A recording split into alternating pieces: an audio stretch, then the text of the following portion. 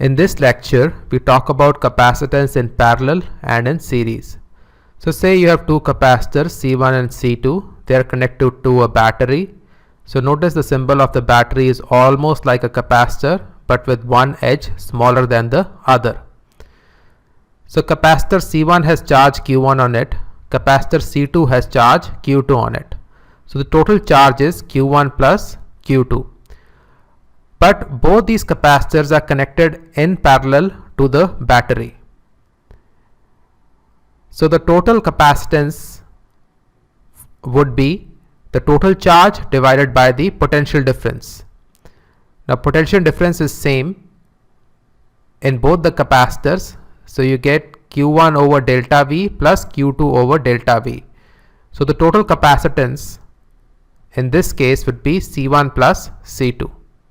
So you can extend this to n number of capacitors like this. So if there are C1, C2, C3 in parallel, you add their capacitance to get equivalent capacitance. Now we talk about capacitance in series. So now two capacitors are connected in series like this to a battery. Now in this case, both the capacitors will have the same charge because they are connected to each other via a conducting wire without the battery coming in. So they will have the same charge, but their potential difference could be different. So say both capacitors have the same charge Q.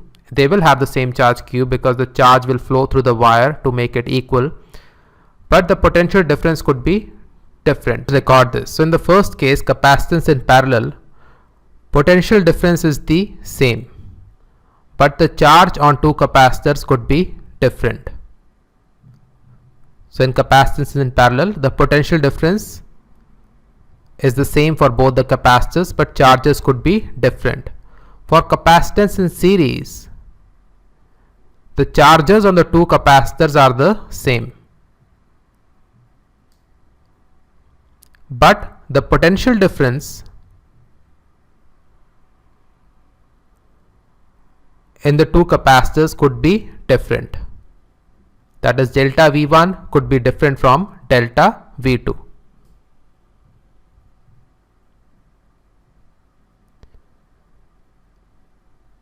So you have that delta V is equal to, that is delta V total, the charge which the battery is giving, or the potential difference of the battery is equal to delta V1 plus delta V2. So you divide both sides by the charge, that is charge on the each capacitor. You get delta V total by Q is equal to delta V1 by Q plus delta V2 by Q. So the left hand side would be the equivalent capacitance. So 1 by C is equal to 1 by C1 plus 1 by C2. So notice that capacitance is defined by the formula Q divided by delta V, where Q is the charge and delta V is the potential difference. Now let us do an example. So we are writing the capacitance. Everything is in Faraday here, 4, and then you have combined with two capacitors in parallel, 1 and 3.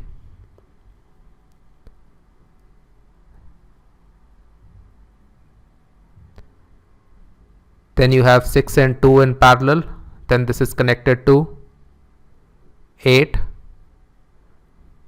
And this entire circuit is connected to a battery. So again, the battery symbol is almost like a capacitor, but one side is shorter than the other side. So this is in parallel, and this 1 and 3 are in parallel. So the total capacitance would be 1 plus 3, 4, and 6 and 2 are in parallel. So the total capacitance will be 6 plus 2, 8. So we are now drawing the upper leg. You have 4 and 4, and in the lower leg you have 8 and 8.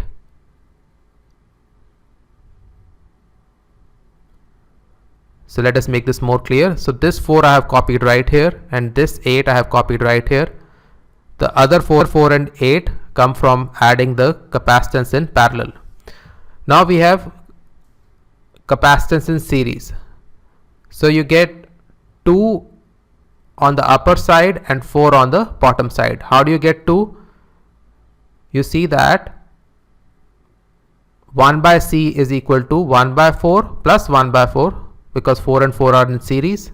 So 1 by 4 plus 1 by 4 is half. This implies C is 2. For the bottom one, you have 1 by C is equal to 1 by 8 plus 1 by 8. This is equal to 1 by 4. This implies C is 4. So now you have 2 and 4 in parallel. So you add it, you get 6.